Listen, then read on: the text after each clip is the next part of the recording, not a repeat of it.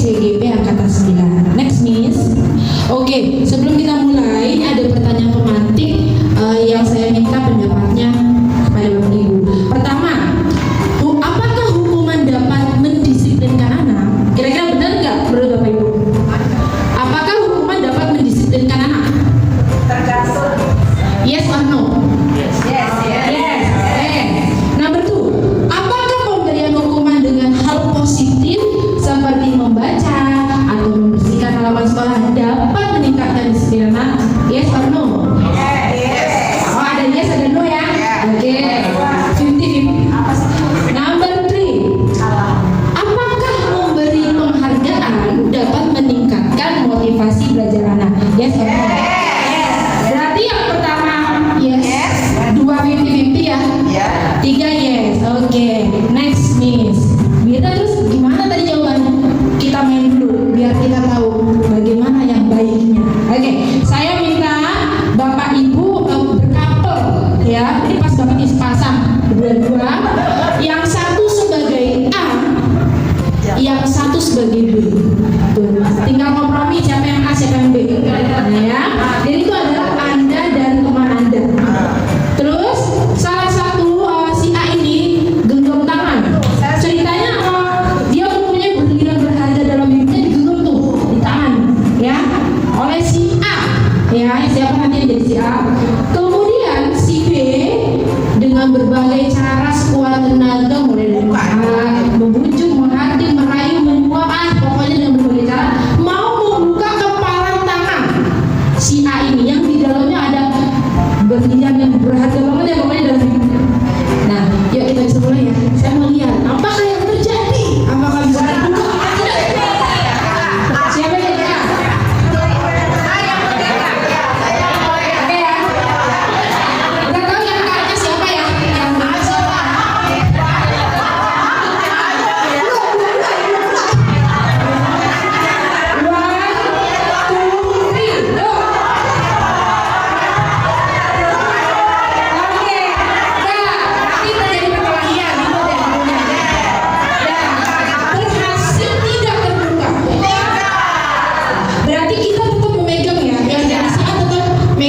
Alasannya apa? Kira-kira kenapa Buana nggak mau membuka? Padahal udah dirayu, dibujuk, ya apa aja nggak mau. Kenapa? Mempertahankan hak kita. Mempertahankan hak. Bu Tuti. Enin kenapa Enin nggak mau membuka? Udah dirayu juga. Kan disuruh. Nakal ya. Nakal ini. Kenapa Enin? Nggak mau aja punya saya. Nggak mau aja punya gue gitu ya. Oke. Next Miss. Oke. Nah, mungkin Bapak Ibu bingung apa nih kontrol ya Bapak Ibu ya. Pak Haji kontrol, tolong digarisbawahi, bukan yang lain, itu kontrol. Ya. Jadi gini Bapak Ibu, kita saya mempelajari tentang yang namanya teori kontrol. Apa sih kontrol? Teori kontrol itu adalah teori yang mempelajari teknik atau strategi untuk mengatur tingkah laku manusia sesuai norma dan aturan yang berlaku. Itu namanya teori kontrol. Nah, di teori kontrol itu kita mempunyai kemampuan untuk mengontrol diri kita. Ya, salah satunya dengan yang tadi. Biar kita nggak bisa buka. Kenapa? Orang lain merayu, membujuk, menghardik, ngasih apapun yang kita mau, kita tetap stay dengan Rani. Berarti intinya yang bisa mengontrol diri kita. Orang lain tidak bisa, walaupun dengan bujukan baik, hardikan jahat, apapun itu nggak bisa. Kalau menurut teori kontrol, ya. Nah, kemudian tetapi seiring perkembangan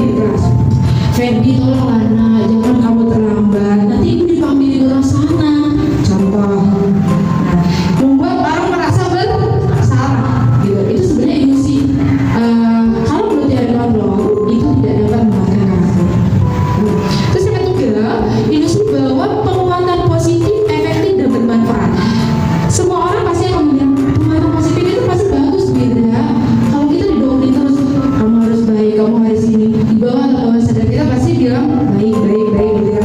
Tapi kalau menurut yang teori kontrol ini bagus, tetapi ada masanya.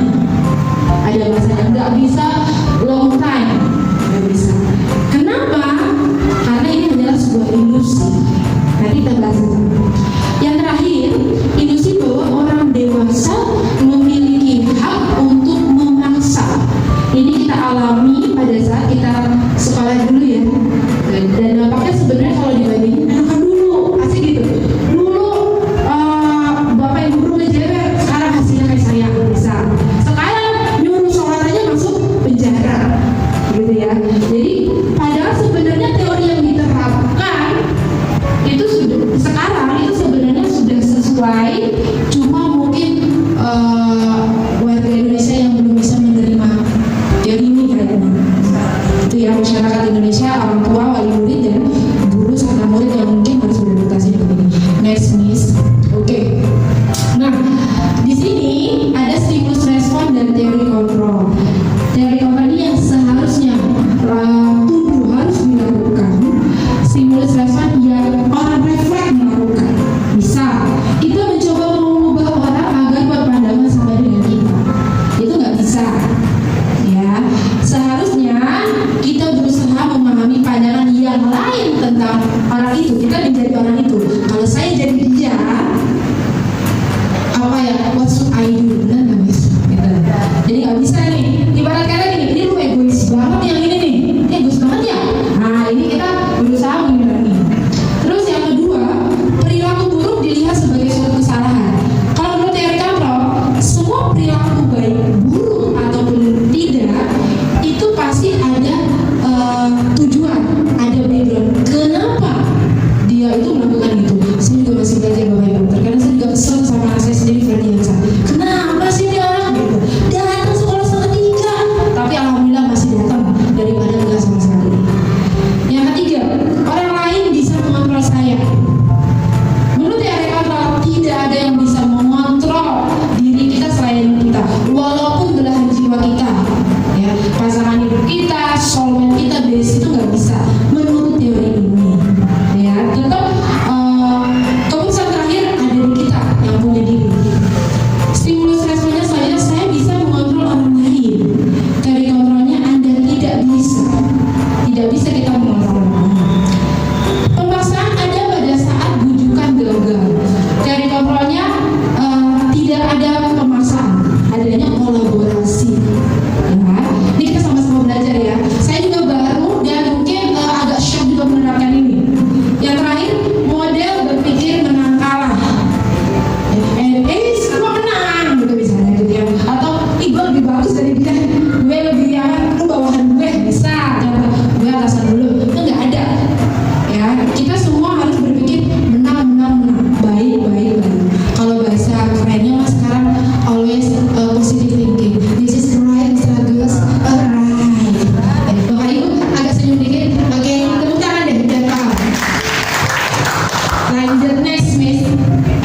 Nah, ini keren banget ya, Miss. Saya kasih bintang ya. Bintang apa kaitannya nih sama budaya positif?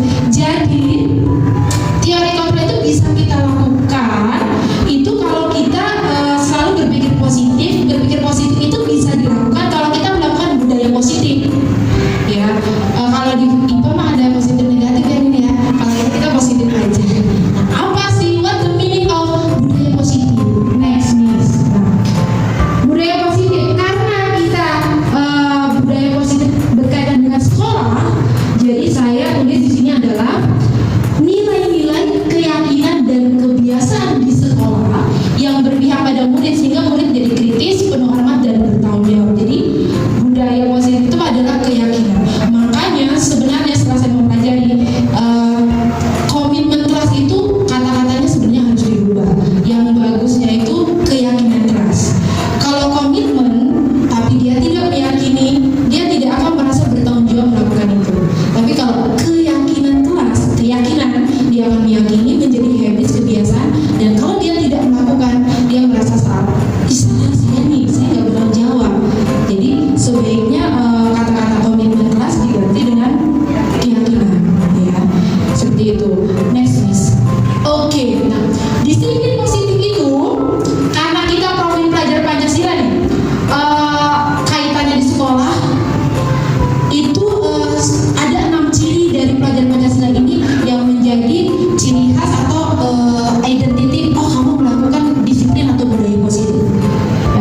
beriman kepada Tuhan Yang Maha Esa, berkebinekaan global, gotong royong, kreatif, berkreativitas mandiri, beriman ada lagunya di sebenarnya ya.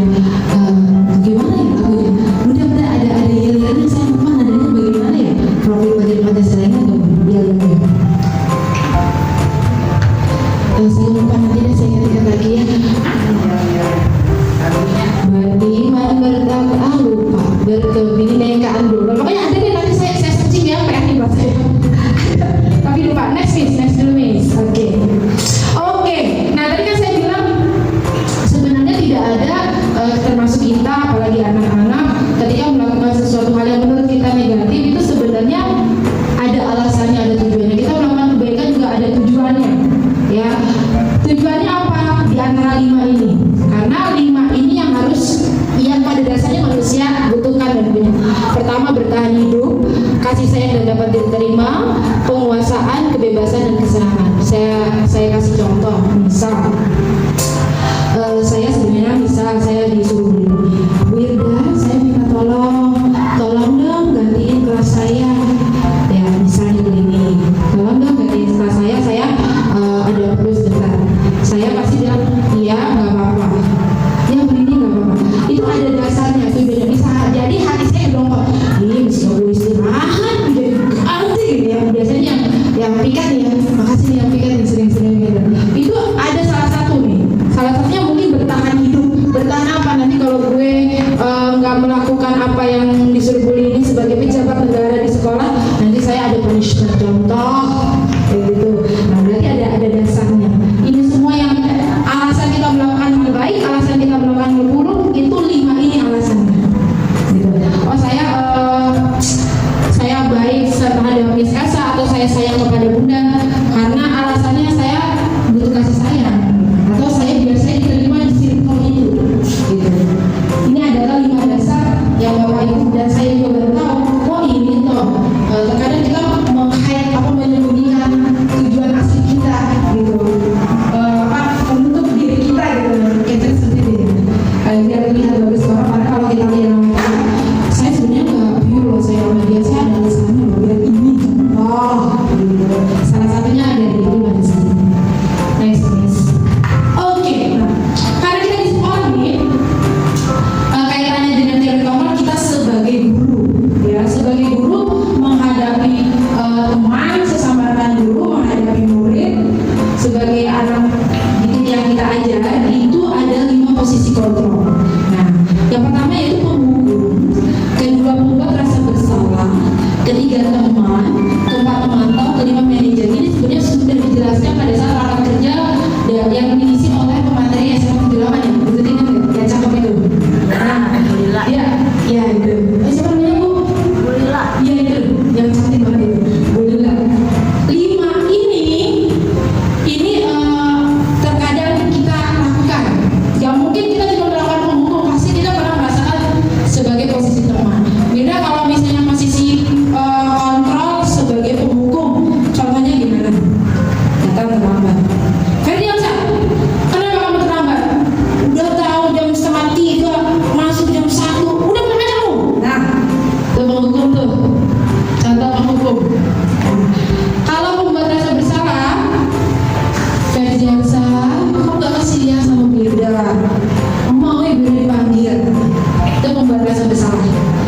Kalau teman, bro sini bro.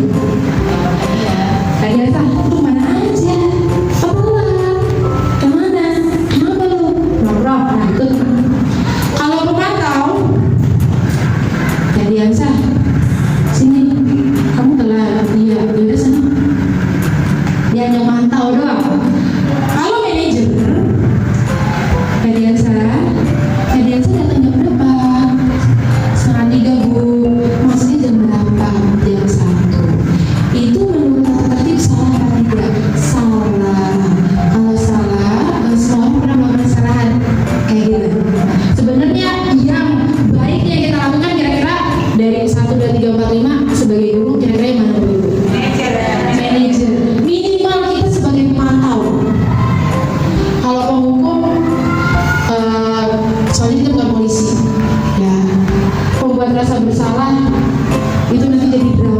sinetron berseri-seri nggak habis, malah mentalnya down. Kalau teman juga jangan juga, karena kita posisi tetap berbeda. Kita sebagai guru umurnya lebih, ilmunya lebih dibanding dia. Nanti dia selengean lagi kayak gitu. Minimal kita sebagai guru itu sebagai pemantau. Lebih baik, sangat baik sebagai manajer. Ini yang harus kita upayakan, karena pada dasarnya pasti ada tujuan. Itu anak kenapa bisa terlambat? Oh ternyata dia bangun kesiangan karena dia dari jam 1 sampai jam 5 motongin pala ayam ya Bu Lini dengan upah 25.000. Nih, jadi ini kisah nyata nih si Ferdiansa dengan upah 25.000. Next nih yang baru bakal jadi foto. Paling atas nih. Oke, nah sebagai manajer, tadi posisi kita guru sebagai manajer. Nah, ini gara-gara kasus Jessica ada oto terus nih. Oke, sebagai manajer kita ada tahapannya. Kalau nggak cuma sekedar nanya gitu enggak. Jadi kalau kita posisi kita sebagai manajer itu ada tahapan-tahapannya. Nama tahapannya adalah segitiga restitusi. Kalau penghukum Wirda ada nggak tahapannya? Nggak ada lagi penghukum. Lu bos apa? Gitu aja, nggak ada tahapannya. Tapi kalau sebagai manajer itu ada tahapannya. Kenapa ada tahapannya? Karena tujuan akhirnya supaya anak itu tidak melakukan lagi, tapi atas dasar pribadi dia. Tidak ada pemaksaan, tidak ada embel-embel lain. Makanya ada tahapannya. Nah, namanya adalah segitiga restitusi. Next miss. Nah, restitusi apa sih? Nah, restitusi itu proses menciptakan kondisi murid untuk memperbaiki kesalahan mereka sehingga mereka bisa kembali pada kelompok mereka dengan karakter yang lebih kuat. Kenapa dibilang segitiga? Karena ada 3 tahapan. Kalau ada 4 segi 4. Kalau ada 5 segi berapa? Segi 5. Kalau trapesium segi berapa? Trapesium nggak ada segi ya? Nggak ada segi besar. Oh segi 4. Karena ini ada 3 tahapannya, jadi segitiga restitusi. Mister jangan tidur dulu, melek dulu ya. Oke. Next, nanti kita nyanyi bersama. Antara tidur sama melek serupa. Next miss. Nah ini dia segitiga restitusi, karena dia ada 3. Tahapan pertama kita itu menstabilkan identitas. Menstabilkan identitas. Yang kedua validasi tindakan yang salah. Yang ketiga menanyakan keyakinan. Wirda ini boleh nggak ditukar-tukar? Oh nggak bisa. Nggak bisa, ini ibaratnya ini tanda dalam dulu, ini beranya dulu gitu. Nggak bisa ditukar-tukar nanti kayak Spiderman. Jadi yang pertama itu harus menstabilkan identitas. Maksudnya apa Wirda? Kita membuat anak itu mengakui dulu identitas. Oh iya saya salah loh gitu. Biasa saya salah, saya harus berubah. Nah, biasanya ada bahasa gini dari manajer guru kita. Nah, setiap orang pernah melakukan kesalahan. Saya pun pernah dulu waktu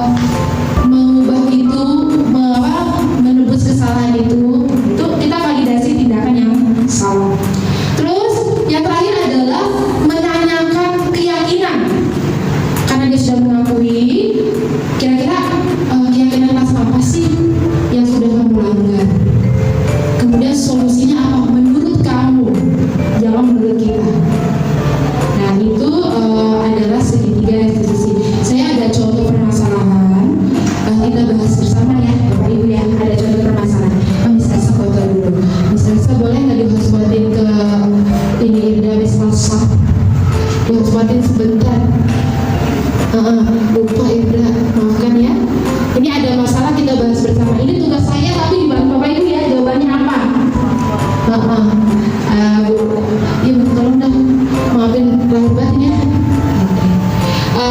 Irda Yulianti YouTube.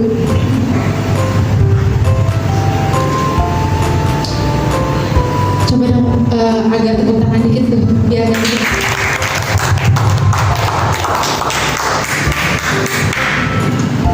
Ini saya sudah coba menerapkan kepada Ferdiansa yang ada perubahan dikit lah. Tapi kalau untuk cikal sepertinya belum berhasil. Mungkin kata-kata di sekolah kita mungkin belum bisa diterima beliau. Jadi mungkin kata-kata diterima yang bisa diterima beliau.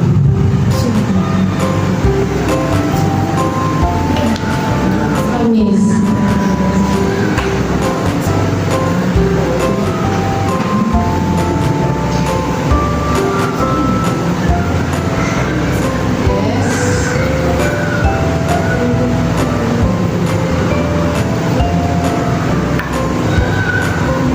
Baru saya boleh sambil duduk ya. Kami Irda Yulianti.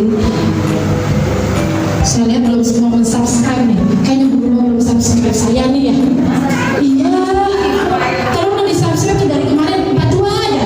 Ruang kolaborasi saya. Yes. Kecilin. Kok nggak di sini? Apa dah?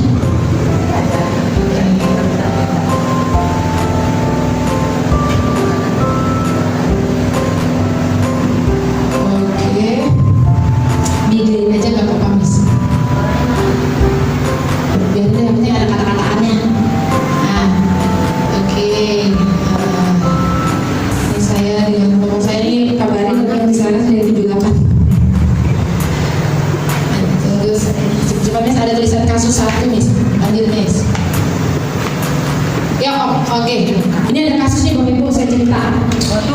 Menurut Bapak Ibu, dia sebagai kan ada 5 tadi ya, pembuku, pembuat rasa bersalah, teman, pemantau, sama manajer. Ya, ini ada kasus guru matematika dan wali kelas 8 Ibu Santi. Oh, si Ibu Santi itu guru matematika sama wali kelas 8. Dia tidak masuk mengajar karena sakit. Akhirnya dijadikan guru pengganti namanya Ibu Eni. Ibu Eni baru 2 tahun menjadi guru SMP. Beberapa murid perempuan, Vivi dan Natali mengetahui hal ini dan mulai menggunakan kesempatan dan bersikap seenaknya. Karena dia tahu, oh Bu Eni guru pengganti gitu. Nah, tertawa tidak mengindahkan kehadiran Bu Eni. Bu Eni mencoba menyapa Vivi dan Natali dengan ramah sambil mengingatkan mereka untuk tetap fokus pada mengerjakan tugas. Ayolah tugasnya dikerjakan. Nanti Ibu ditegur Bapak Kepala Sekolah kalau kalian tidak mengerjakan tugas. Tolong bantu Ibu ya, kata si Ibu Eni. Namun si Vivi dan Natali malah tertawa. Ah Ibu, santai aja Bu. Mereka tetap tidak mengerjakan tugas dan malah mengobrol. Lanjut Miss.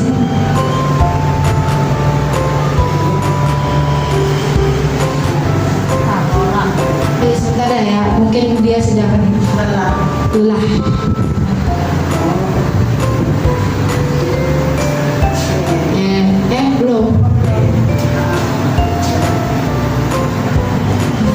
Jadi tadi ada Ibu Santi sama si Ibu Eni. Ibu Eni guru pengganti. Nah, keesokan harinya Ibu Santi memanggil Vivi dan Natali. Ibu Santi udah masuk. Menanyakan tentang laporan Bu Eni. Ibu Santi menanyakan, apakah mereka bersedia melakukan perbaikan permasalahan yang ada? Vivi dan Natali sempat ragu-ragu dan membela diri. Namun pada akhirnya mengatakan akan meminta maaf. Ibu Santi menanggapi bahwa tindakan itu boleh saja dilakukan bila mereka sungguh-sungguh ingin meminta maaf. Namun Ibu Santi menanyakan kembali apa yang mereka bisa lakukan untuk menggantikan rasa tidak dihormatinya Ibu ini. Baik Vivi maupun Natali mengakui bahwa perilaku mereka tidak sesuai dengan keyakinan kelas. Ibu Santi melanjutkan kembali, apa yang akan mereka lakukan untuk memperbaiki masalah? Apakah ada gagasan? Nah, itu sih Ibu Santi ngomong. Emang ada gagasan apa? Lanjut, Miss. Nah, setelah berpikir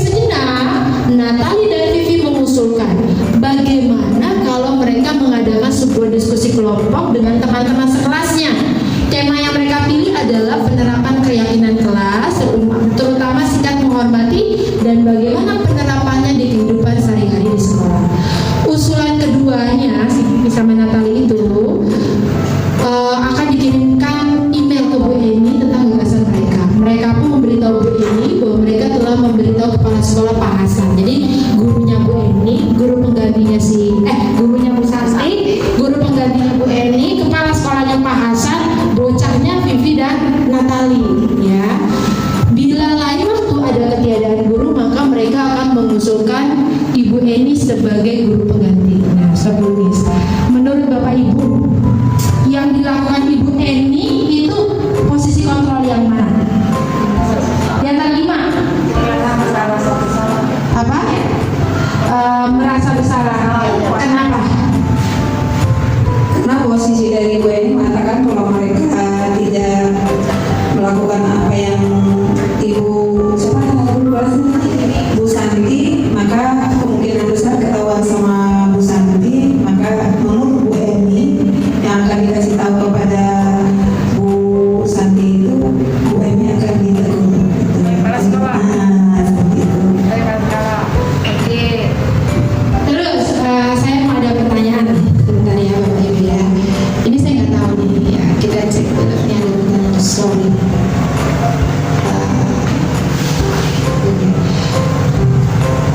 Dalam kasus di atas, langkah-langkah restitusi apa saja yang sudah dijalankan oleh Ibu Santi? Si Ibu Santi ini tadi restitusi ada 3, ya. Pertama yaitu apa tadi, Bapak Ibu? Menstabilkan identitas. Kedua, validasi tindakan yang salah. Yang ketiga adalah menanyakan keyakinan. Nah, di sini ini PR nih, saya juga lagi berdiskusi nih ya dengan Bapak Ibu. Saya melihat tadi yang percakapan tadi itu tidak ada menstabilkan identitas, adanya validasi tindakan yang salah. Menurut Ibu-ibu benar apa enggak? Ada nggak kata-kata tadi yang menstabilkan identitas? Menstabilkan identitas itu misalnya, kamu nggak apa-apa nak, kesalahan semua orang sih juga pernah loh. Contoh.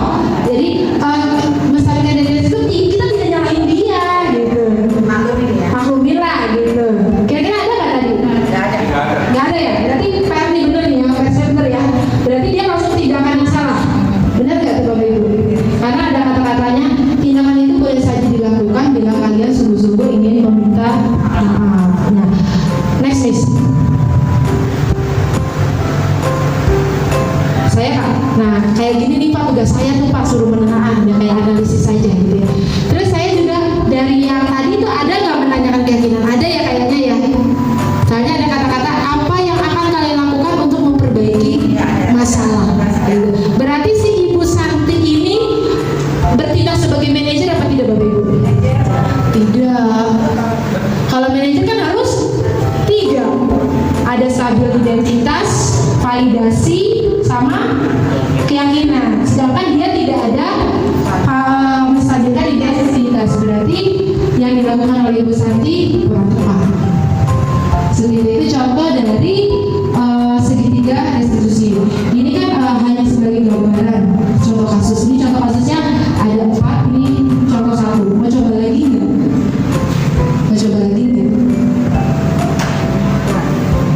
Yang waktunya Pak Haji berapa jam lagi? Udah berapa Pak Haji? 16 lagi ya? Iya. Oke. Lanjut. Oke, ini kasus kedua. Ini ada gambarnya Pak Agus nanti. Sabrina hari itu bangun terlambat dan terburu-buru sampai di sekolah. Dia pun akhirnya sampai di gerbang sekolah, tapi baru menyadari kalau tidak menggunakan sepatu hitam seperti tertera di peraturan sekolah. Ini kayak ada di depan kayak gini. Tapi nggak tahu kalau anak kita modus apa beneran nggak tahu nih. Di depan itu kelas, Bapak Lukman memperhatikan sepatu Sabrina yang berwarna coklat. Sabrina berusaha menjelaskan bahwa dia terburu-buru dan salah menggunakan sepatu. Pak Lukman menanyakan Sabrina, apa peraturan sekolah tentang seragam warna sepatu? Sabrina menjawab, sudah mengetahui sepatu harus berwarna hitam, namun terburu-buru dan salah mengenakan sepatu. Selain itu juga tidak mungkin kembali pulang karena rumahnya jauh sekali. Next, yes. Mundur dikit kayaknya, Miss. Yes. Pak Lukman tetap bersikeras pada peraturan yang berlaku dan mengatakan, ya sudah, kamu sudah melanggar peraturan sekolah, kamu salah, sudah terlambat, salah pula warna sepatunya. Segera buka sepatu kamu, kalau enggak, kalau tidak mengenakan warna sepatu sesuai peraturan, salah. Segera buka sepatumu kalau tidak bisa mengenakan warna sepatu sesuai peraturan. Sabrina meminta maaf nih dan memohon kepada Pak Lukman agar tetap mengenakan sepatunya dan berjanji tidak akan mengulanginya. Namun Pak Lukman tidak mau tahu. Tidak, kamu telah melanggar peraturan sekolah. Kalau tidak sanggup ambil sepatu di rumah atau diantarkan sepatu ke sekolahnya, sudah, kamu tidak usah bersepatu saja di sekolah seharian. Sekarang copot sepatu kamu, silakan belajar tanpa sepatu seharian. Kalau kita senang banget gimana ya? Lanjut. Sabrina pun dengan berat hati mencopot sepatunya dan memberikannya pada Pak Lukman. Seharian dia tidak berani berkeliling sekolah karena malu dan lebih banyak berdiam diri di kelas tanpa alas sepatu. Sebagai apa? Coba mesti. Hanya ada kata-kata kamu bersalah. Itu ya. Coba selanjutnya. Nah, cakep. Posisinya penghukum. Ya, Tuhan galak banget ini si dia nih. Pak Lukman tuh sampai kayak induk tuh suaminya. Iya, itu kayak pas aja tidur. Ini indikatornya, ya sudah, kamu sudah melanggar. Nah, itu posisi penghukum tuh. Indikatornya menggunakan verbal, hukuman verbal, nada suaranya tinggi dan mengerti. Lanjut, Miss. Next. Tapi dia juga ada posisi pemantau, ya. Yang mana beda pemantau, kalau pemantau dia tidak menghardik data aja. Kalau kita ini guru yang flat aja, bisa bagus nih, keren banget. Mau ada gempa bumi, ya. Gitu aja, gitu ya. Tapi ini kan dicontoh, jadi kita nggak panik gitu. Ya. Cocok ya, itu. Tadi saya bilang mirip 100. Lanjut ya, memantau ya. Ada kata lagi nih. Tidak, kamu telah melanggar peraturan sekolah. Kalau tidak sanggup ambil sepatu di rumah atau diantarkan sepatu ke sekolah, ya sudah, kamu tidak bersepatu saja seharian. Nadanya datar, friend, dan mungkin emosi. Nah itu pemantau. Ya udahlah, suka lu lah, mau ngapain ya? Udah aja lah. Nah itu udah contoh. Ya, next nih. Ya. Nah, berarti kan Bapak Lukman tidak melakukan karena dia posisinya sebagai penghukum ya. Pemantau, dia berarti bukan seorang manajer.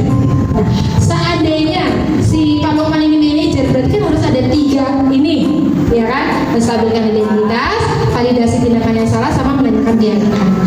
Kalau datang Sabrina, kenapa datang terlambat nah? Gitu. Kalau anak udah 74 digitin kira-kira gimana nih?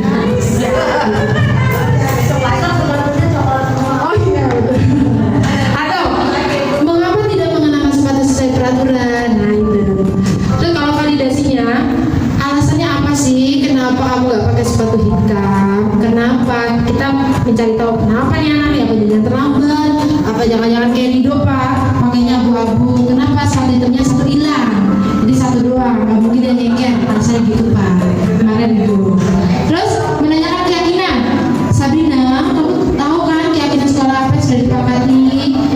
Terus bersedia nggak untuk memperbaiki kesalahan itu? Apa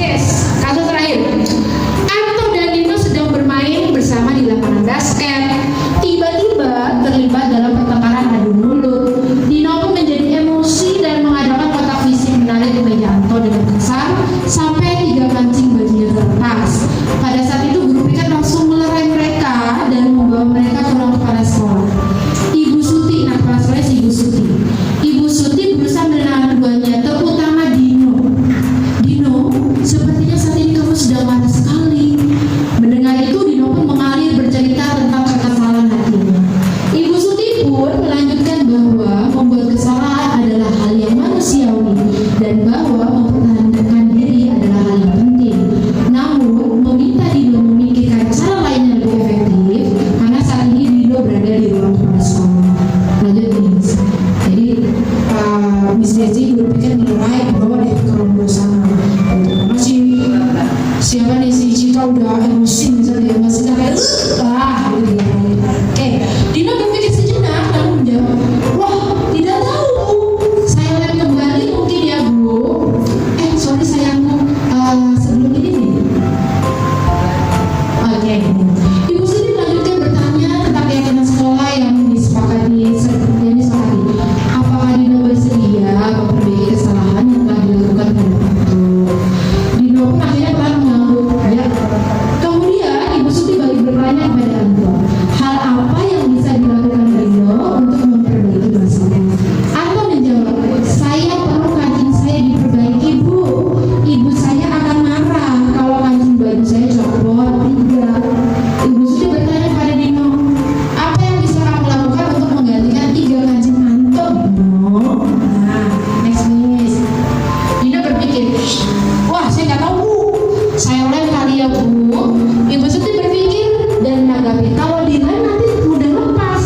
Bagaimana kalau menjahit? Kamu bersedia? Dino ragu-ragu dan menanggapi, menjahit? Mana saya tahu bagaimana menjahit Bu. Bu Suti meneruskan, apa kamu bersedia belajar menjahit? Dino memandang ke meja Anto dan menanggapi, yang mengajari siapa Bu? Kak Irfan. Yang mengajari siapa Bu? Bu Listia.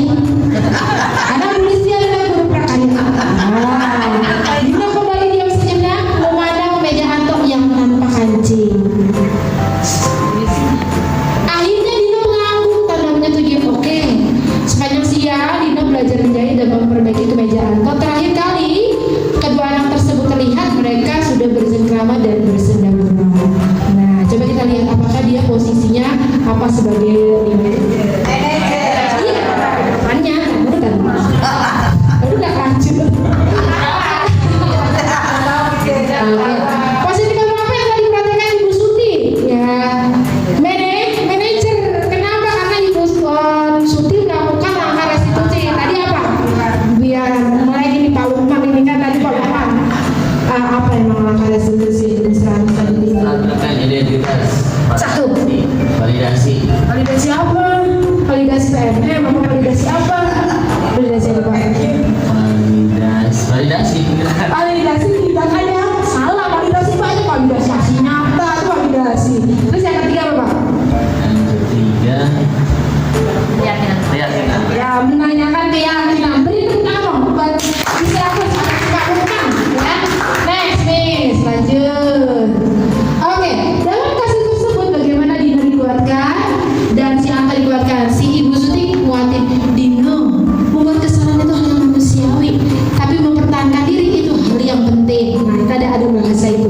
Jadi si Dino, iya istighfar deh, astagfirullahaladzim. Gitu ya, di ruangan capsek. Nah, si Anto dikuatin juga tuh sama si Ibu Suti. Anto, hal apa sih yang bisa Dino lakukan buat memperbaiki masalah? Nah, jadi si Anto adalah alhamdulillah kancing baju aku diganti. Nih, kalau di sini yang istimewa bukan anaknya, gurunya. Astagfirullahaladzim, astagfirullah. Coba dong, next lagi Miss.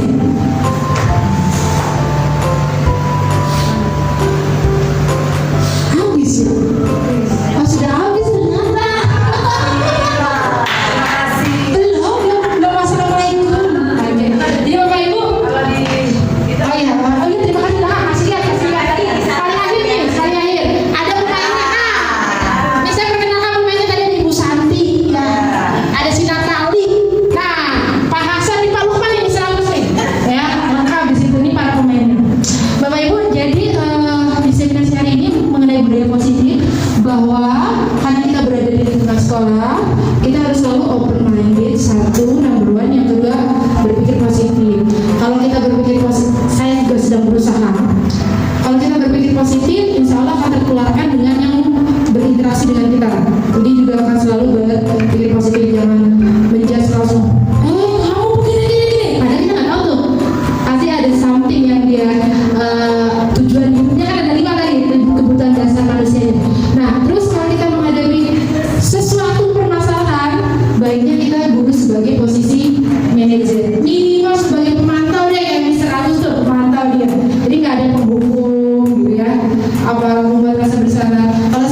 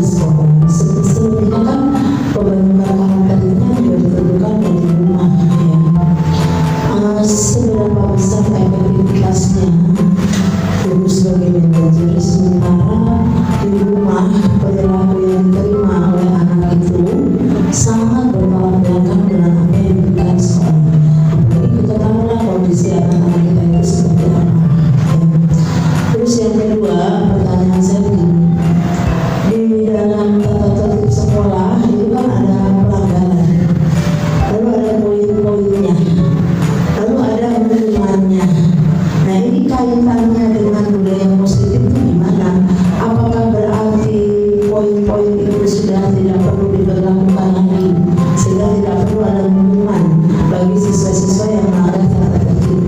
Itu aja kata saya, mohon ditanggapi, terima kasih. Itu kan pandang ini. Karena ini diskusi ya, kita berdiskusi tidak ada benar, tidak ada salah, tidak ada yang lebih paham, tidak ada yang lebih menggurui, itu tidak ada sama rata. Kira-kira Bu Tuti bisa menanggapi nggak pertanyaan Bu Yuyun aja? Saya menanggapi ini aja. Sebenarnya saya paham dengan dirinya. Kalau hukuman kayaknya paling rendah itu. Kalau hukuman, tapi kalau hukuman itu tidak ada, kan tidak ada kedisiplinan. Tidak. Jadi saya juga bingung ya. Jadi hukuman paling rendah, tapi sementara disiplin harus ada, dan paling bagus adalah manajer. Seperti itu. Nanti Bu Ina aja yang menanggapi. Apakah hukuman itu harus ada atau tidak? Kalau saya itu kayaknya tetap harus ada, walaupun ujung-ujungnya kita harus menjadi manajer. Baca saya bicara yang kedua yang beliaunya yang hukuman itu. Maksudnya Karena silakan. ada teman yang menanggapi. Tambah seru ini diskusinya ya. Ya, terima kasih kesempatan yang sudah diberikan pada saya. Jadi seperti yang disampaikan oleh Bu Yuyun dan Bu Tuti, saya hanya menambahkan lagi bahwa apa yang disampaikan dua teman saya tadi saya setuju. Namun demikian kita tetap dalam teori yang disampaikan oleh Bu Irda ini kan kita harus sebagai manajerial ya. Jadi tetap kita lakukan bahwa tata tertib yang ada di sekolah kita tetap terapkan, dan poin-poin pelanggaran itu juga kita lakukan, manajerial juga kita lakukan. Hanya saja ketika jadi kita tetap di harian itu kita terapkan yang berbeda, tetapi juga di yang manajerial itu kita terapkan, kemudian yang tata tertib juga diterapkan. Hanya saja ketika anak itu mengulang kembali, baru itu sekolah bisa mengambil tindakan di luar manajerial. Terima kasih. Oke, berikan kelas dari Bu Suti MPD. Aja Suciati. Amin. MPD. Ya Bapak Ibu ya, ini kita sharing ya. Dari awal kita bilangnya diskusi, jadi nggak ada benar nggak ada salah, kita sama-sama. Terkait dengan pertanyaan Bu Yuyun ya, ini yang satu, karakter itu kan dari rumah. Memang betul, saya mengakui itu 100%. Ya, karena di sekolah kita nggak full 20%. Tapi yang saya pelajari, setidaknya kalau di rumah itu sudah hancur lebur, tak bersisa, gitu ya. Sudah proper ada gundah-gulana, tadi merana di rumah, udah di hati, di apa, ada loh orang tua yang kayak gitu ya, kasusnya anak yang diselesai. Jangan sampai di sekolah kita menambah itu, minimal kita merubah dikit, menanamkan karakter walaupun sedikit ke arah yang positif. Kalau sebenarnya dia itu bisa, kalau sebenarnya dia baik, sebenarnya dia ada potensi, minimal itu. Kalau merubah semuanya kayaknya bukan tanggung jawab sekolah ya, itu tanggung jawab mak bapaknya yang buat dia. Jadi sekolah hanya membentukkan karakter, menanamkan, betul yang menanamkan itu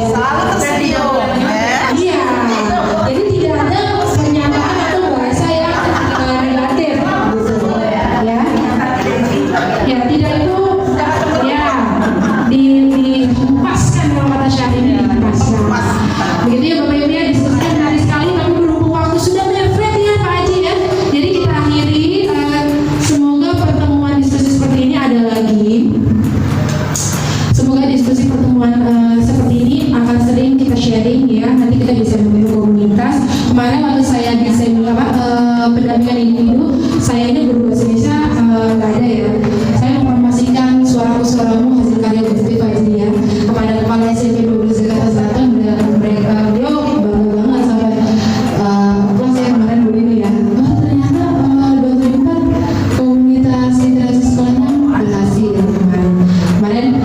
Saya pikir ada Bu Evi di sini, ternyata Bu Evi cuma duduk langsung cuma gila. Padahal di bukunya tulisnya Evisa Gita sama Titi Majri ya. Ada udah saya promosi ini